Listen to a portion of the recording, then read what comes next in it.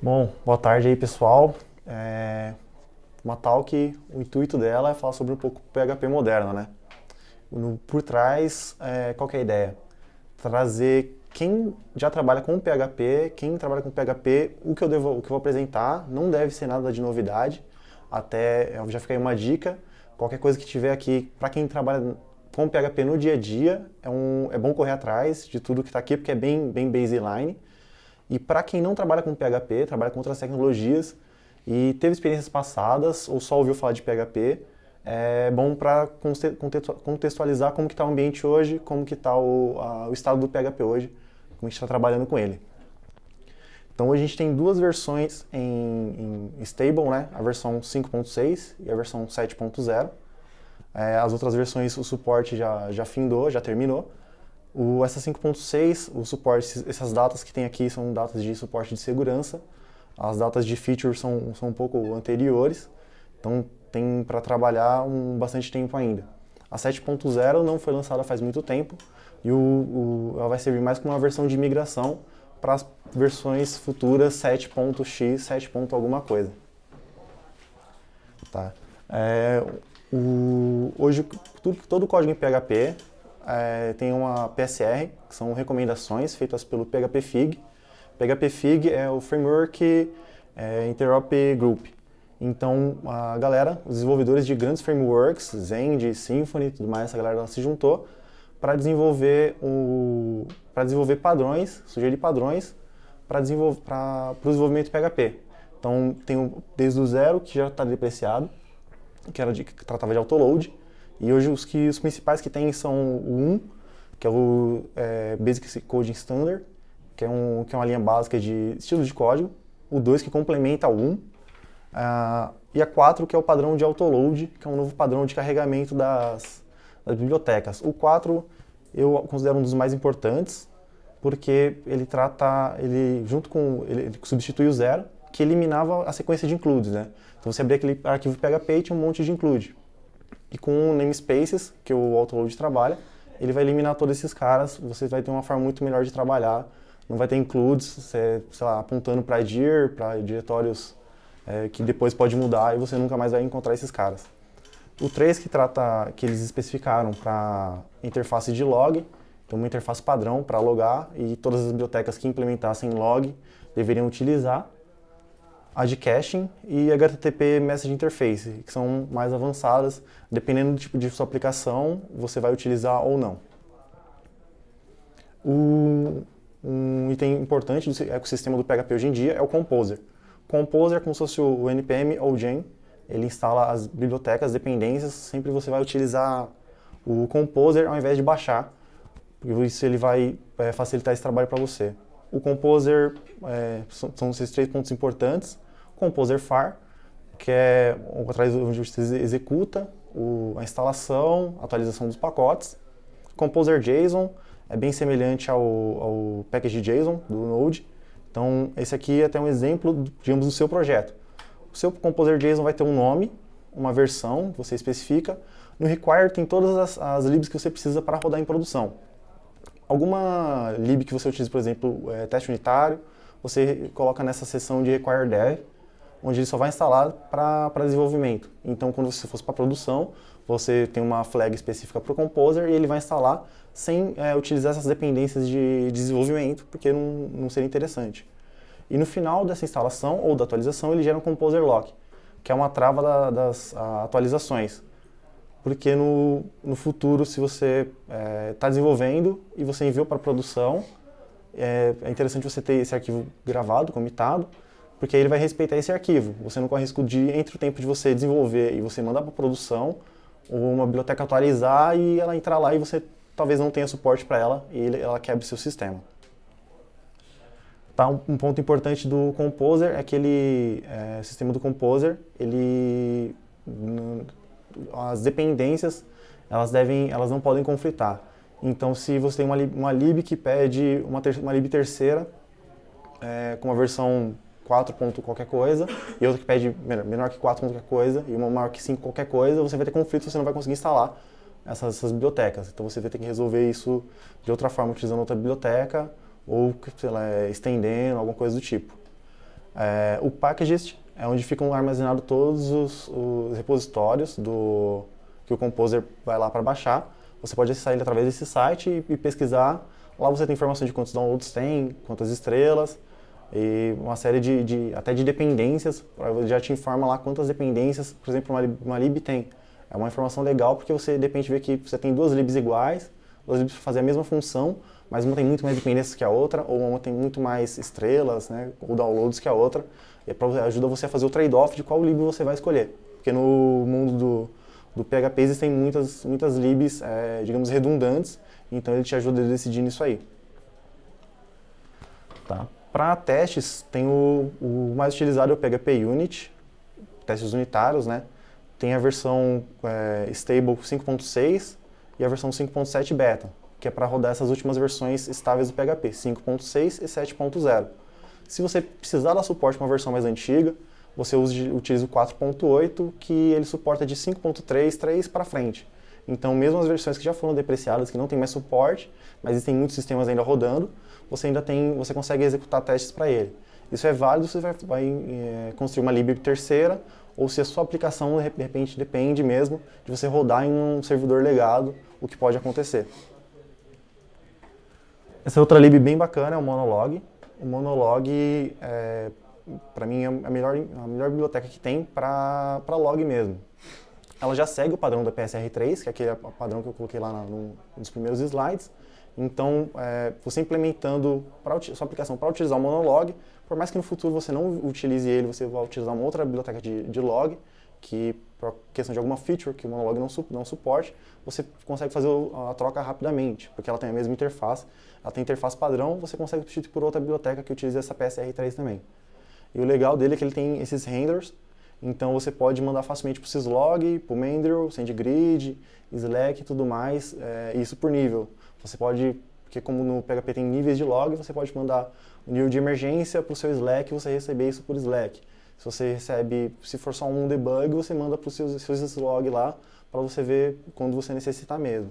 Ou o New Relic, FTT e uma série de outros vendors que ele tem lá.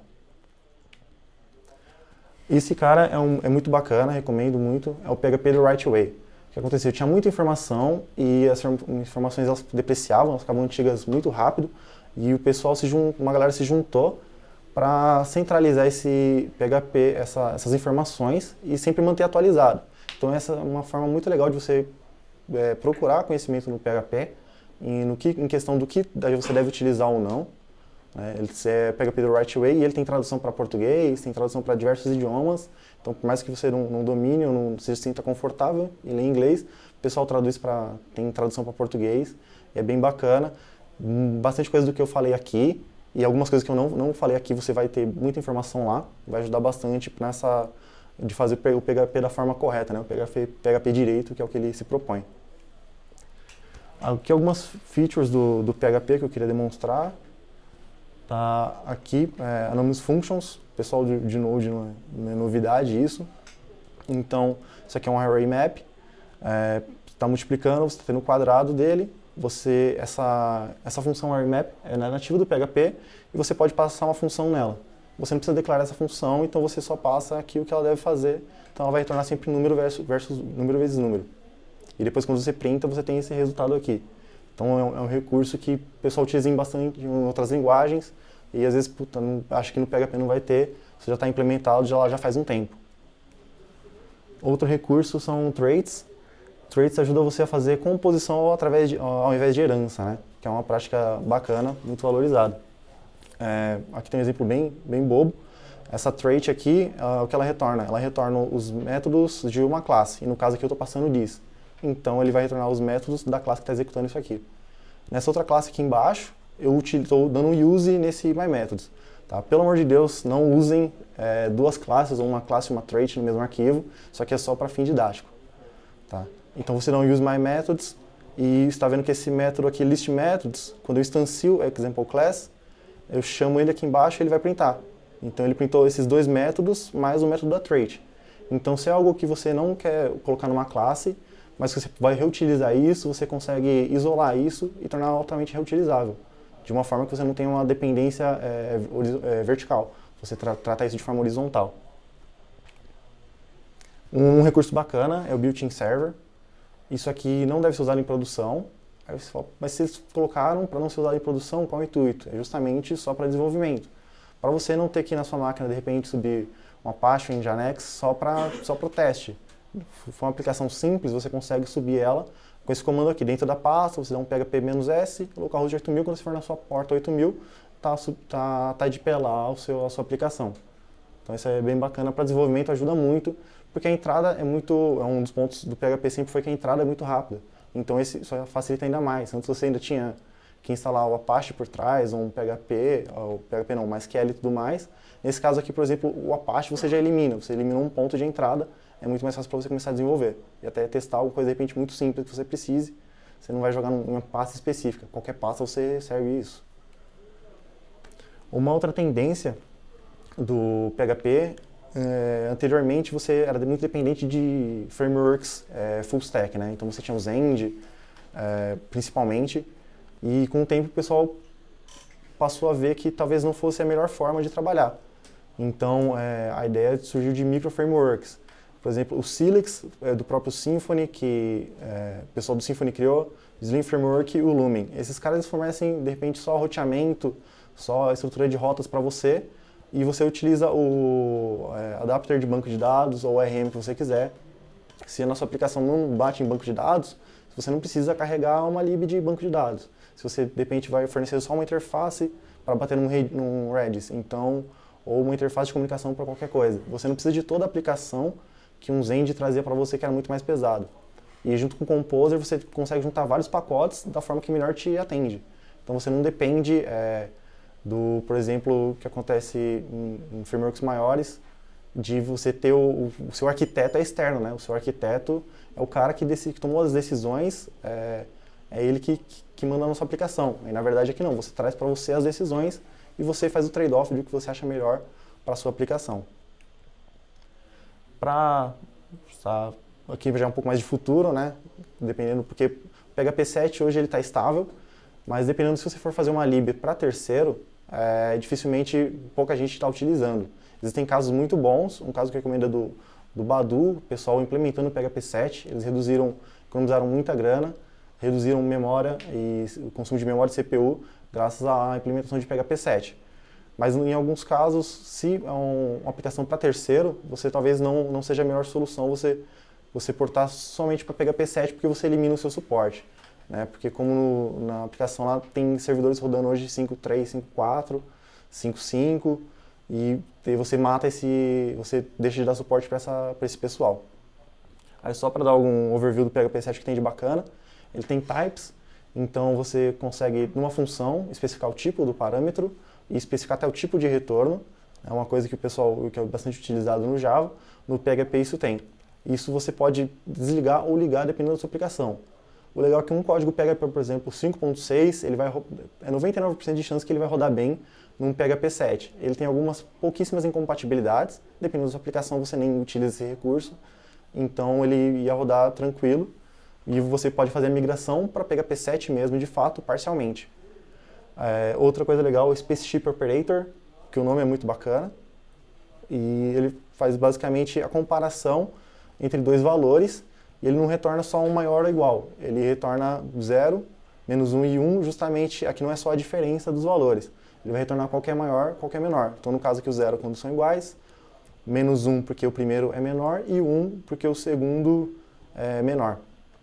Outro item bacana é o Null Coalesce Operator. Então se essa função, por exemplo, se getLocale retornasse um null, você tem um argumento padrão ali para você retornar. Seria um tipo de argumento padrão, um item ali que retorna, né? Então, fica aí os próximos passos, cara, que você tem no PHP RFC, são propostas do que pode ter no PHP, que o pessoal, os core contributors e o pessoal que trabalha bastante no core do PHP indica lá, e você pode acompanhar o que aparentemente vai ter no PHP e o que não vai ter. Um RFC legal que eu coloquei, que eu vi lá, é o Pipe Operator, o pessoal do Elixir provavelmente conhece, que facilita bastante a forma que você vai tratar funções em sequência, né? No PHP você colocava um parênteses dentro do outro, com esse Pipe Operator resolve um pouco desse problema. É isso aí.